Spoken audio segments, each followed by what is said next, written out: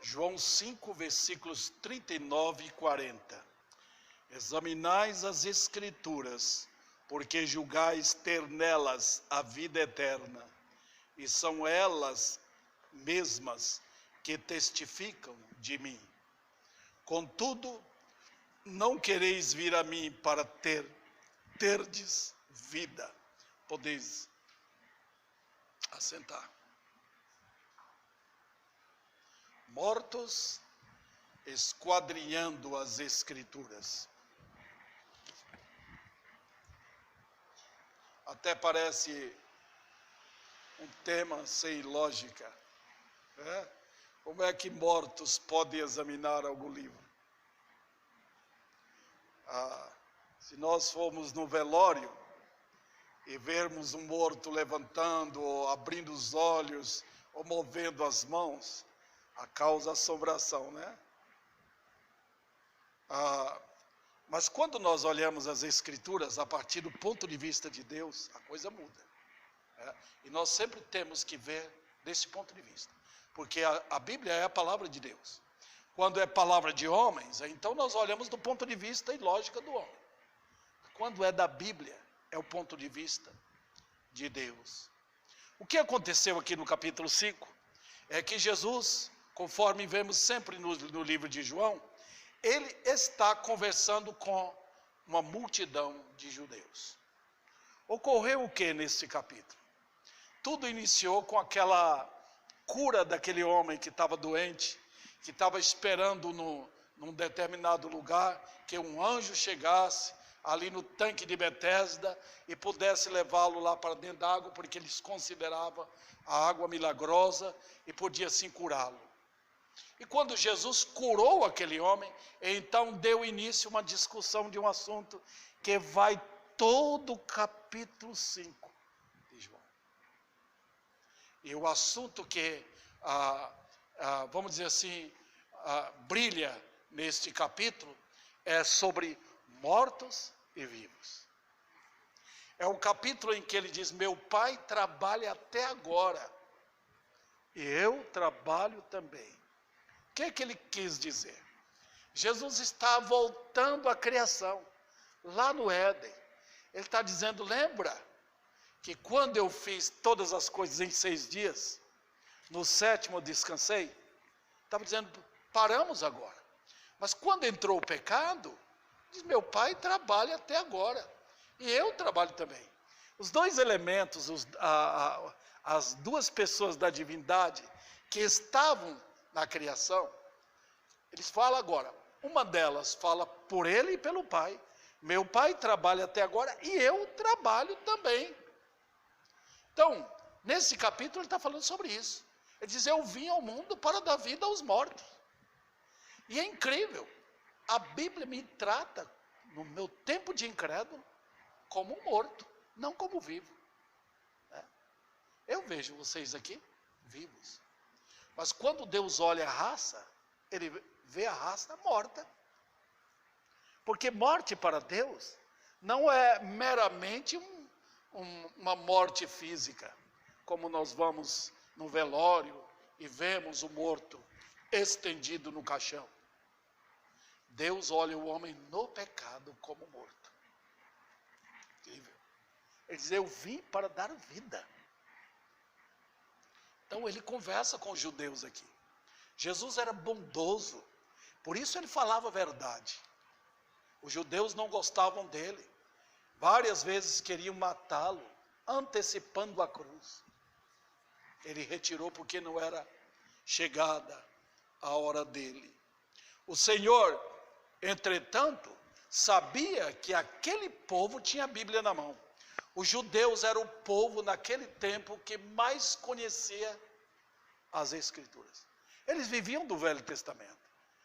Eles eram ensinados aqui nós vamos à igreja ao domingo, eles iam para as sinagogas nos sábados. Os pais levavam os filhos, e lá era ensinada a lei de Moisés. Lá era ensinado todos os princípios e costumes da lei de Moisés. Eles tinham uma religião chamada a religião dos fariseus. Os fariseus eram zelosos em, vamos dizer assim, expor a lei de Moisés. Colocava um fardo na costa do povo, difíceis de serem suportados. Então, Jesus mesmo frequentou, desde pequeno, ele frequentou a sinagoga. Mas Jesus sabia que aquele povo que discutia com ele, que não gostava dele, não gostava da mensagem dele, não gostavam sim do que ele fazia, de curar as pessoas. E no capítulo 6 ele multiplica os pães. Quem é que não vai gostar de alguém que pode fazer algo assim materialmente para o bem das pessoas? Jesus fazia o bem, mas eles não toleravam quando o Senhor abria sua boca e começava a expor a verdade a respeito dele e deles. No capítulo 5, então, ele fala sobre isto. Eu vim para dar vida aos mortos. Se eu pudesse, queridos, ir lá no cemitério Bom Pastor, aqui em Ribeirão Preto, se eu pudesse ir sempre, eu iria lá para dar vida. Por que ir lá para pôr flores nos sepulcros? Não seria um benefício chegar lá e despertar os que estão mortos? Pois é, Jesus não veio para dar flores a defuntos.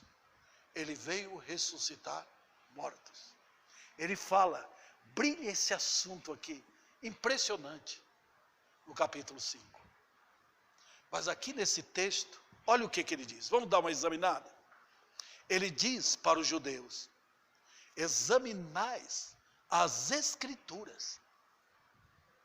Ele não está dizendo examinai. Ele não está dando ordem para examinar.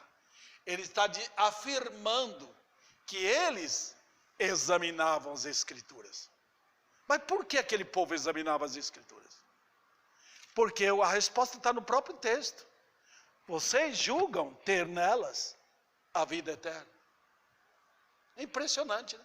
Quando eu pego as Escrituras e julgo ter nelas a vida eterna. Então, queridos, eu vou tratar, sim, de 3 assuntos envolvendo este tema. Quando é que mortos esquadrinham as Escrituras? Quando é?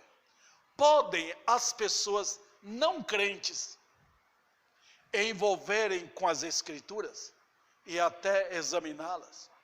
A palavra examinar, no grego, significa um exame criterioso.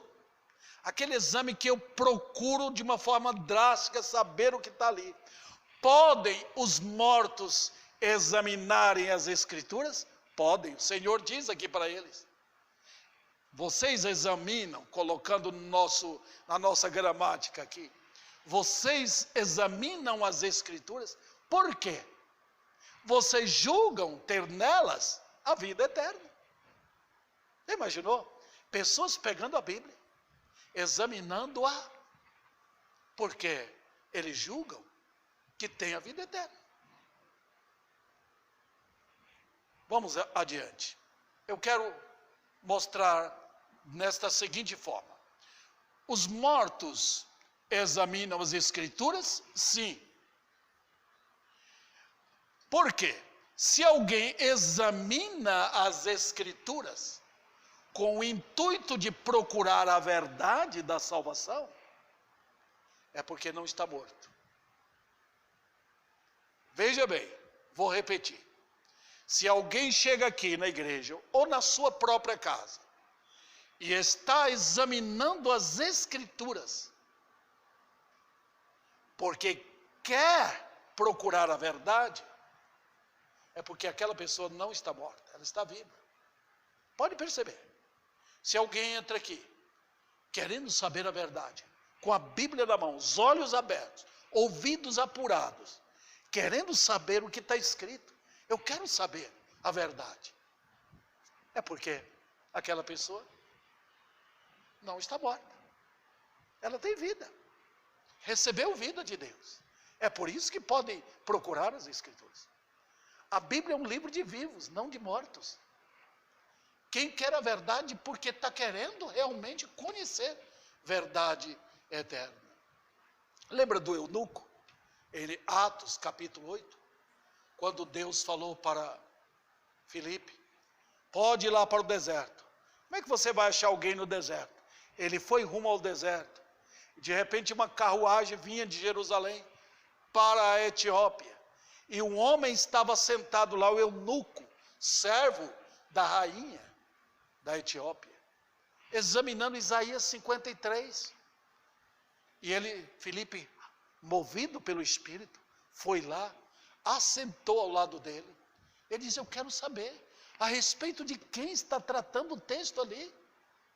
Aí Filipe, no poder de Deus, claro, expôs que a pessoa era Jesus. E aquele homem se converteu, foi batizado, parou o carro onde havia águas para batizar. E ali batizou aquele eunuco. Notem que ele estava vivo.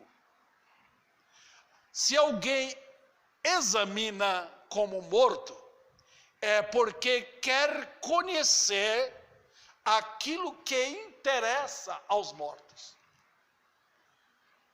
Impressionante. Mortos procuram coisas que interessam aos mortos. Como os abutres se interessam por corpos mortos, as pessoas mortas em seus pecados, elas vão, normalmente às Escrituras, à busca daquilo que lhes interessa. Vamos voltar aos judeus. Os judeus não liam a Bíblia, Velho Testamento? Naquele tempo não tinha o Novo Testamento. Eles não liam o Velho Testamento? Liam. Os livros de Moisés, Gênesis, Êxodo, Levítico, Números e Deuteronômio, eram buscados por eles. Eles conheciam aquilo tudo. A leitura sobre a criação, a vida de Abraão, como foi que Deus libertou o povo judeu do Egito, como levou para Canaã pelo deserto, como conquistou a terra prometida, quem foi Moisés. Eles sabiam disso. Nós podemos encher uma igreja de pessoas mortas. Elas estão ali procurando o quê? Não estão procurando a verdade. Elas estão procurando aquilo que lhes interessa. Veja bem, tem 5 coisas que eu quero tratar aqui, 6 digo, a respeito desse assunto. Primeiro, os judeus, eles procuravam meios para criar ou novas idolatrias fabricarem.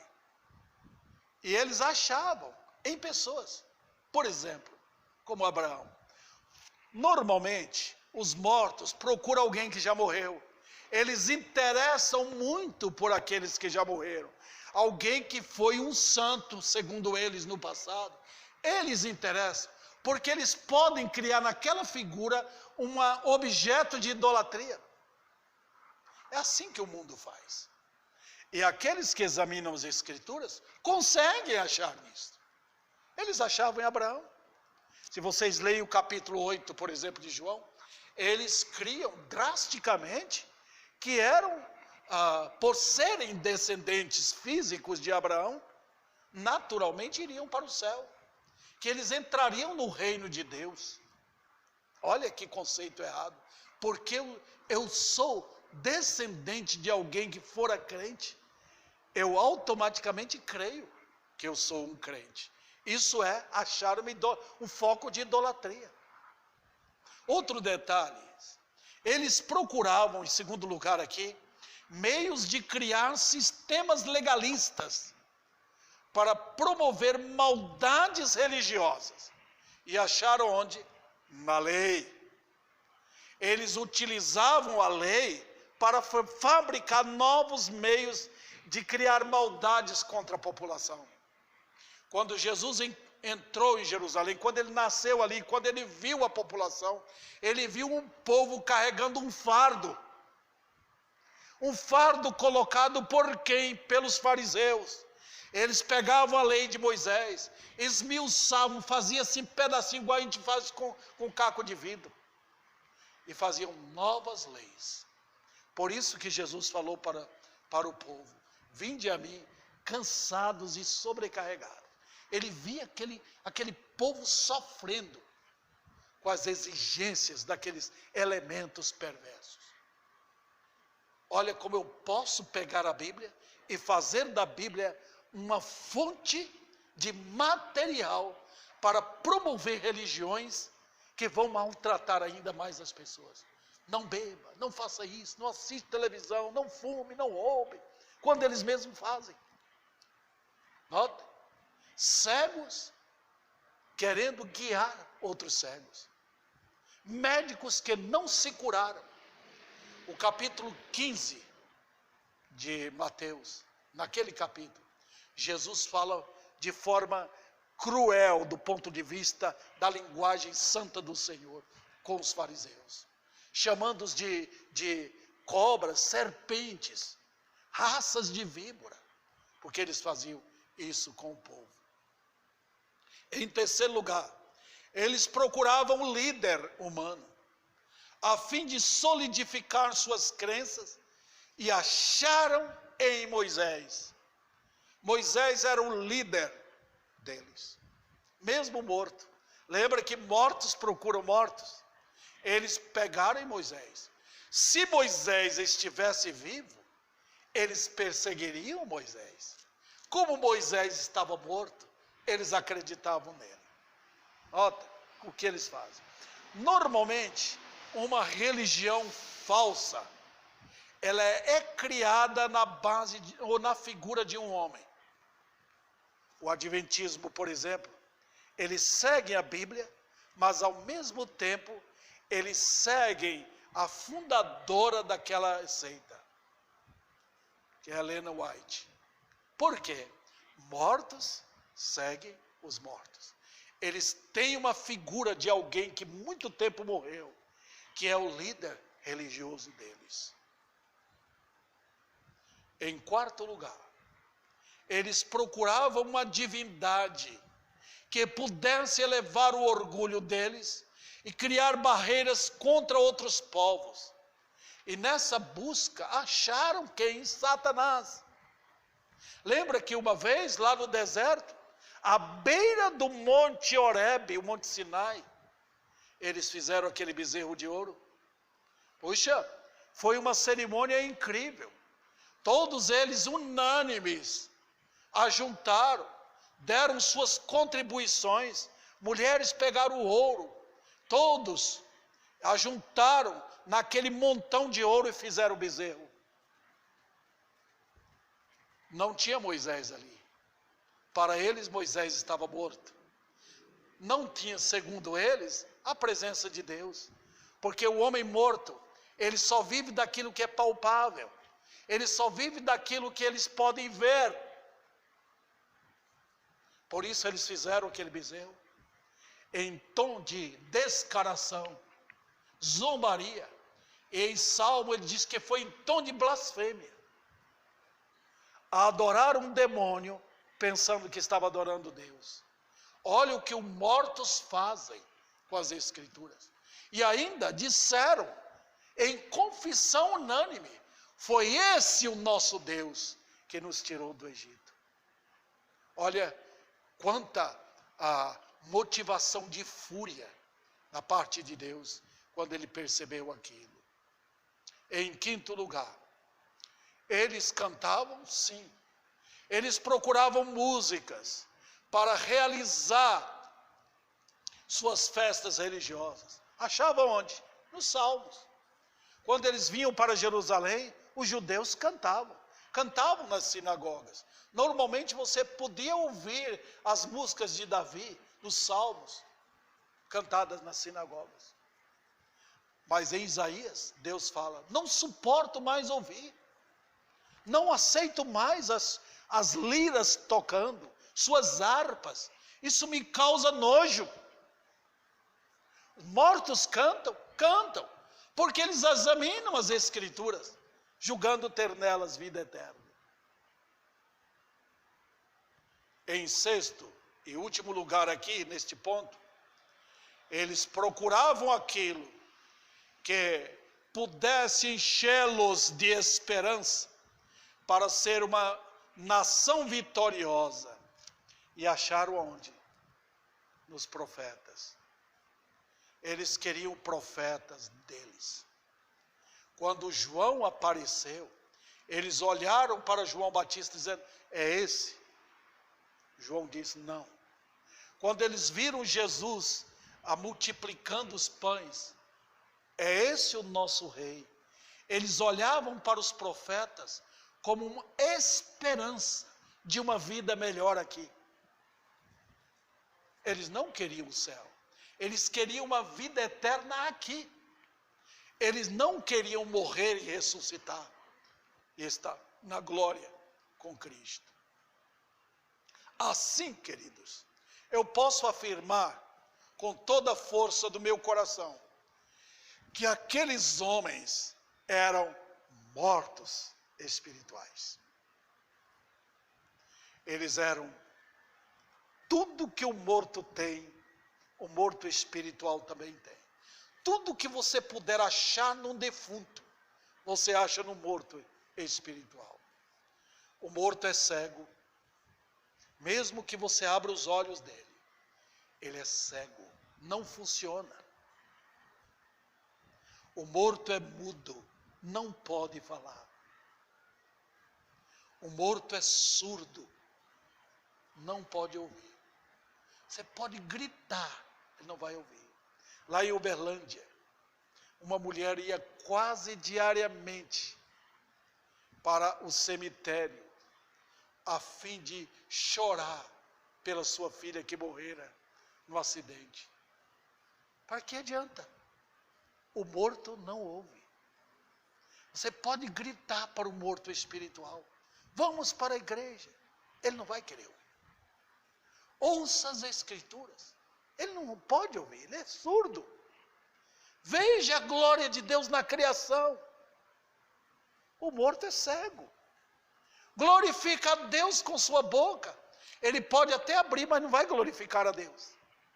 Porque o coração não foi regenerado. Não. Veja bem, aqueles homens, aquela multidão que rodeava Jesus para ver milagres, estava pronta para derramar sangue. Bastava Jesus falar a verdade para eles. Por 2 ou 3 vezes eles tentaram matar o Senhor. Uma vez tentaram jogar do cume de um penhasco. 2 vezes tentaram pegar pedras para esmigalhar o Senhor. Eles eram assassinos. Os mortos são assim. Têm seus pés prontos para derramar sangue. Suas mãos eram aptas para abraçar Jesus e esmagá-lo com toda a fúria, o Filho de Deus. Fizeram isso na cruz? Fizeram. Fizeram com os apóstolos? Fizeram. Eles não beijaram os apóstolos, dizendo bem-vindo para a pregação da verdade. Eles maltrataram os servos do Senhor. E foi assim a recepção que os homens santos de Deus tiveram neste mundo. É assim, queridos, que homens e mulheres mortos esquadrinham as Escrituras, examinam as Escrituras. E agora vamos passar por isso para a prática. Hoje eu vejo quantos e quantos estão pegando a Bíblia, estão indo com a Bíblia para a igreja. Muitos têm a Bíblia em suas casas, é bom isso. Mas nós precisamos fazer a diferença, quem é morto e quem é vivo. Mostrarei o seguinte: homens mortos, mulheres mortos em seus pecados, esquadrinham as Escrituras, sim. Por quê? Esquadrinham porque ousam extrair superstições. A Bíblia é um livro que, se não for com a visão clara da verdade, ela funciona como objeto de superstição. Eu falo isso porque eu já vi Bíblia aberta nas casas, como uma forma de tentar espantar maus olhados, uma forma de atrair bênçãos para casa. E não é para isso. A Bíblia apertada no peito, ela é volta contra a pessoa, como se fosse uma arma tremenda. É um revólver calibre 66, pronto para atirar no peito de um pecador. Então, queridos, sem a verdade, a Bíblia ofende. Ela aponta, ela abre a boca e grita contra o pecador. Cuidemos com isto. Outro detalhe: os mortos esquadrinham porque querem extrair forças para afugentar as trevas. Uma mulher no Rio de Janeiro, atacada por um ladrão, pegou a Bíblia tentando bater no ladrão para tentar expulsar. Foi morta com um tiro na cabeça. Como que a Bíblia fosse um livro para isso? Não tem poder mágico as Escrituras. É a palavra da verdade, é um livro. Outro detalhe, eles esquadrinham porque acreditam nos ensinos positivos que trazem o bem. Normalmente mortos sempre procuram as passagens que lhes agradam. Salmo 23, Salmo 91, tem sido muito usado esses textos. João 3,16 e outros textos. Mas eles fogem do Salmo 109, fogem do Salmo 32, do Salmo 73. Eles se escandalizam com textos que vão machucar suas vidas, que vão lhes ofender. Então, os mortos procuram a Bíblia como se fosse um depósito de um diamante escondido ali, um pedaço de ouro aqui.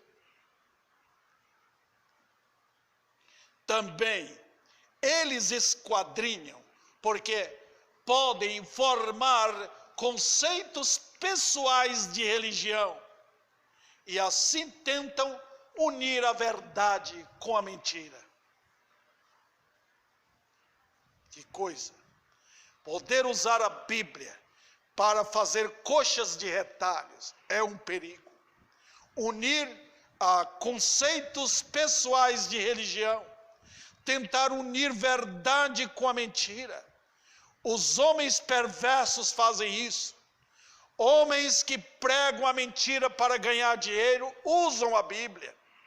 Homens que querem enganar seu povo, como o Papa, o padre, fazem isto, manifestando idolatria, usando as Escrituras. Algumas pessoas dentro das igrejas usam a Bíblia como objeto de sofismas. Sofisma é o quê? É usar uma inteligência própria para armar-se contra as Escrituras. A Bíblia diz assim, tentando usar a Bíblia para acusar ela mesma. Isso os mortos fazem. Outros esquadrinham porque podem usar o que puderem a fim de extravasarem suas maldades. Oh, quantos ousam viver nas suas bagunças e perversidades, usando as Escrituras. Pouco tempo atrás, uma deputada usou um texto da Bíblia para promover mortes.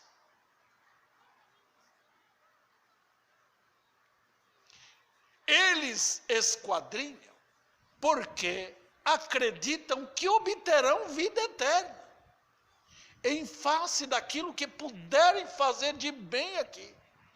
Quando eu tento fazer na carne alguma coisa para Deus, ser membro de uma igreja, trabalhar ali no poder da carne, eu estou tentando no íntimo conquistar a vida eterna. Os judeus faziam isso. Eu vou fazer o máximo. Eu tentarei o máximo fazer alguma coisa que o pastor gosta. Eu serei um motor de arranque no serviço da igreja. É uma forma tentativa de dizer que tem a vida eterna. Alguns correm para dizer: eu vou para o céu. Nós vamos para o céu. Quando na realidade desconhecem porque estão mortos. Eu serei breve na minha mensagem. Qual é a triste condição dos mortos? Vamos voltar ao texto, versículo 39. Vocês, ou vós, examinam as Escrituras, porque julgais ter nelas a vida eterna, e são elas mesmas que testificam de mim. Triste condição dos mortos. Como mortos, eles manuseiam a Bíblia como livro. O livro e a letra. Sem o Espírito, a letra é morta. A Bíblia sem o Espírito Santo é como um corpo sem vida. Você pode dar um beliscão no morto, não funciona. Pastores têm pregado sem o poder do Espírito Santo, não funciona. Não funciona. A Bíblia não é um livro mágico. Não é um livro que eu pondo na minha casa vai me trazer bem. Algumas pessoas pensam assim. A Bíblia é um livro espiritual. Foi por isso que Jesus, na linguagem dele, a linguagem era espiritual. A mensagem que eu dou, as minhas palavras, ele diz, são espírito e vida. Vocês estão mortos. Vocês apenas enxergam a letra. Vocês olham aqui o livro de Deus e apenas letra. Não funciona. Não adianta. É coisa espiritual. É por isso que homens tentam penetrar nas Escrituras, na forma deles, e encontram uma casa escura, encontram um lugar completamente obscuro. Não entendem. Olha, faltou o quê? Luz. O termo julgais diz que eles chegaram à conclusão de uma forma errada, que eles tinham a vida eterna, que eles iam para o céu. Eles estavam completamente com uma conclusão de que eles eram herdeiros dos céus, que eles iriam morar com Abraão quando estavam indo para o inferno. Eles estavam pensando que estavam subindo, quando na realidade estava descendo. Que perigo! Eles julgavam. A palavra julgar significa isso, que eu chego a uma conclusão minha. Não houve uma orientação de Deus. Que perigo! Quando alguém pensa assim. Olha, queridos, vamos ver um pouco daqueles homens, quando eles moravam aqui no mundo. Uma pessoa como Abraão, como judeu, o que os judeus pensavam de Abraão? Pensavam que era o pai deles na fé, que Abraão estava lá no céu esperando eles. Que mentira! Abraão, quando viu o Senhor, os irmãos sabem o acontecimento lá em Êxodo 19, ou Gênesis 18, quando Abraão viu o Senhor. É impressionante o que acontece com os vivos. Eles contemplam a Bíblia e veem o Senhor na Bíblia. É aí que é admirável. A pregação pode ter letra bonita, um pregador pode pregar lindamente, ter boa retórica, mas se não for a figura, a pessoa de Cristo na mensagem, está perdida. É letra apenas. É bonito, é belo, atrai o homem, mas não a glória de Deus. Abraão, quando viu Jesus, 3 homens, 2 eram anjos, a terceira pessoa era o próprio Senhor Jesus Cristo, que entrou na casa de Abraão. Ele percebeu. Jesus mesmo fala, Abraão me viu, capítulo 8. Que alegria tomou posse. A Bíblia é para isso. Olha Moisés, quando ele viu o Senhor na sarça ardente. O que Moisés, qual foi a reação de Moisés? Ele ficou impressionado. Ele conheceu o seu Deus. Isso é que é maravilhoso. Queridos, a Bíblia é para isso. Olha o que Jesus diz. São elas, as Escrituras, que testificam de mim. Então, se eu não ver Jesus na Bíblia, eu estou vendo letras. Eu estou vendo como morto espiritual vê, não como vivo. A fé verdadeira quer ver a pessoa. Quem é esse? O eunuco, quando ele quis saber de Isaías 53, ele falou: quem é essa pessoa que está aí? Quem é esse que foi zombado, que foi levado à cruz? Era o Filho de Deus. Eu creio nele. Os irmãos podem ver nos dois ladrões da cruz. Os dois estavam juntos em zombaria. De repente, o Espírito de Deus abre os olhos de um. O outro continuou morto. Mas este aqui, imediatamente ele viu naquela pessoa que estava pendurada, ele viu o Senhor Jesus Cristo. Notem como a Bíblia funcionou. Ele era um judeu. Ele entendia as Escrituras do Velho Testamento.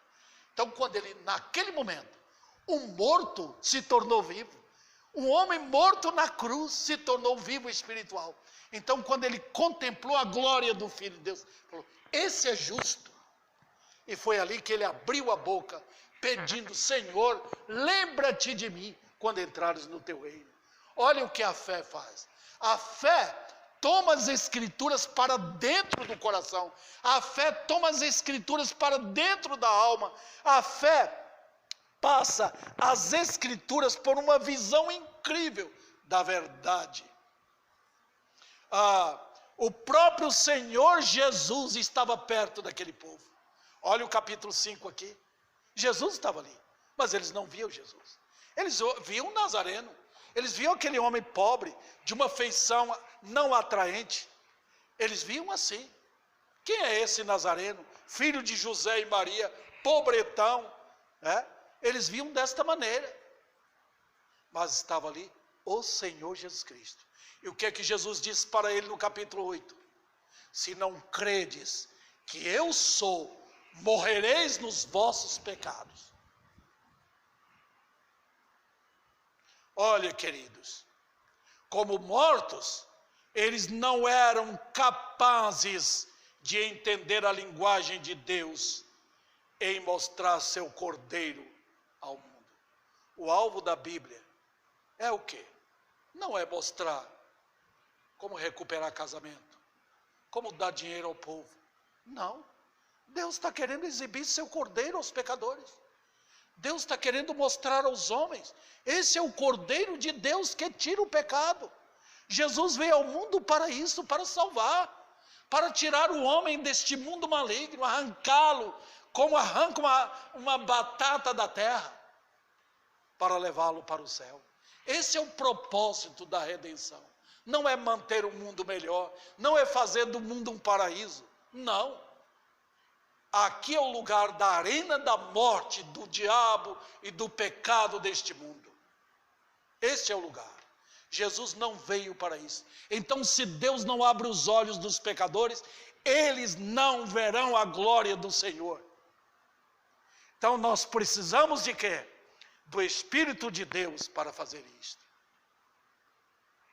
Outro detalhe: como mortos, eles se voltam para perseguir o autor da vida. O homem morto tem ódio do Senhor Jesus Cristo. Tem sim. A Bíblia claramente faz isso. Eles odeiam o justo, o Senhor. Eles odeiam o Rei da glória. Eles não querem Jesus de maneira nenhuma. Eles querem outro Jesus. Como mortos, eles não eram capazes de entender a linguagem de Deus. Eles queriam apedrejar e crucificar. Fazem isso agora, em relação ao bendito Filho de Deus. Como eles fazem? Nota quando um crente quer andar com Deus. Logo começa sofrer perseguição. Logo, notem, queridos, falem de tudo. Falem de sua religião. Falem de política. Começa a orar para as pessoas. Elas gostam. Falem de versículos bonitos. Falem, eles vão gostar. Mas falem do Rei da Glória. Eles se voltam contra você. Eles não querem ouvir. Por quê? O morto odeia o Senhor. Eles odeiam os vivos. O Jesus das Escrituras não é bem-vindo à mentalidade dos mortos. Não. Por quê? Eu vou mostrar 4 razões. Aliás, 3. Primeiro, ele é o Cordeiro de Deus. O alvo dele é pegar o pecador e dar vida. Jesus está no mundo, num cemitério, pronto para ressuscitar mortos. O alvo da pregação aqui, no rádio, na televisão, pela internet, é dar vida aos mortos. Às vezes acontece, tem 10 pessoas ouvindo a palavra, 9 delas permanecem mortas, mas uma só tem vida, só uma se converte. Por quê? Deus dá vida aos mortos. Presta atenção aqui, outra lição memorável, é que sua mensagem é loucura para este mundo. Qualquer mensagem que atrai a multidão, a não ser que Deus esteja operando vida, qualquer mensagem que atrai a multidão para coisas deste mundo, esta mensagem não vem de Deus. A mensagem do Evangelho é loucura para o mundo. Como crer nele? Como crer naquele homem? Nós queremos é matá-lo. Essa ideia dos mortos. Ele é aquele que o mundo crucificou e o mundo não quer admitir que Cristo está vivo. Quando pregamos o Evangelho de um Cristo que morreu, mas ressuscitou, é um tormento para os ouvidos dos mortos espirituais. E por fim, neste ponto aqui, as Escrituras testificam de quem? De Jesus. O alvo da Escritura não é Moisés, não é Abraão, não é o dilúvio, não é Sodoma e Gomorra, não é Israel. O alvo de toda a Bíblia é Cristo Jesus, o glorioso Senhor. Ele é o Cordeiro de Deus. Falei sobre isso nesta manhã. O Cordeiro de Deus. Você vê a face do Cordeiro. Você vê esse animal puro, por assim dizer, em todo o Velho Testamento, até que ele aparece. Quando abre Apocalipse, quem você vê? Um Cordeiro. Glorioso Senhor. Toda a Escritura é para isso. Quando João Batista estava despedindo do seu ministério, ele pegou seus discípulos e viu Jesus vindo para ele e apontou, dizendo: está vendo aquele homem? Ele é o Cordeiro de Deus. Aqueles homens deixaram João para seguir ao Senhor. É esse o ministério do pregador. Tem pessoas na igreja? Aponte para o Cordeiro de Deus. Tanto no Velho quanto no Novo Testamento. São elas, as Escrituras, que testificam de mim. E para encerrar, olha o versículo 40. Contudo, não quereis vir a mim, para terdes vida. Os arminianos sempre estão até usando esse texto aqui, para dizer que os homens têm livre-arbítrio. Jesus, entretanto, condena isso imediatamente. Por que os homens não querem ir para Jesus? Por quê? Por que não querem Jesus? Por que querem uma igreja? Por que querem um pastor?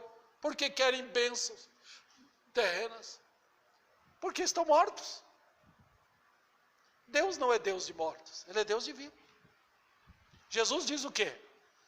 Vós não quereis vir a mim, para terdes o quê? Vida. Se eu pudesse dar vida, o que eu faria com o morto? Eu chegaria para minha velha mãe, lá em Bicuí, na Bahia. Dona Rosa, levante. Eu não pude fazer, eu estava morta.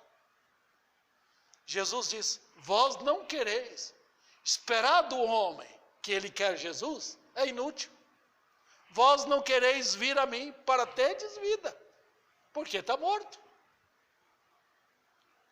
Quer sim, qualquer coisa que lhe assegura bênçãos nesta vida, o morto quer. Ele quer seguir um pastor, ele quer um líder espiritual, ele quer bênçãos. Põe a mão na cabeça dele, ore pelo morto. Dá-lhe a certeza que Deus vai abençoar a sua casa.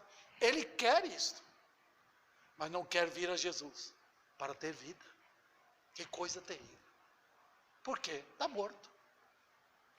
Olha que situação triste. Nesse momento, não há qualquer desejo por Jesus. Futuca o morto para Jesus. Ele não quer.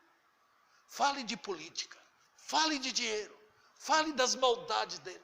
Ele gosta daquilo, porque faz parte da vida dos mortos. Parece uma contradição de termos, mas é isso que os mortos querem. Mas toque em Jesus. Há uma indiferença incrível. Os ouvidos estão cerrados, tapados. Os olhos estão completamente cegos, não podem. E voltam com raiva quando tentam falar mais do assunto. Não querem também, porque não há qualquer poder em nenhum morto para chegar ao Senhor. Não há. Eu posso pegar alguém, torná-lo membro da minha igreja, tornar um seguidor dos meus costumes e princípios, ou os princípios batistas, mas eu não posso dar vida.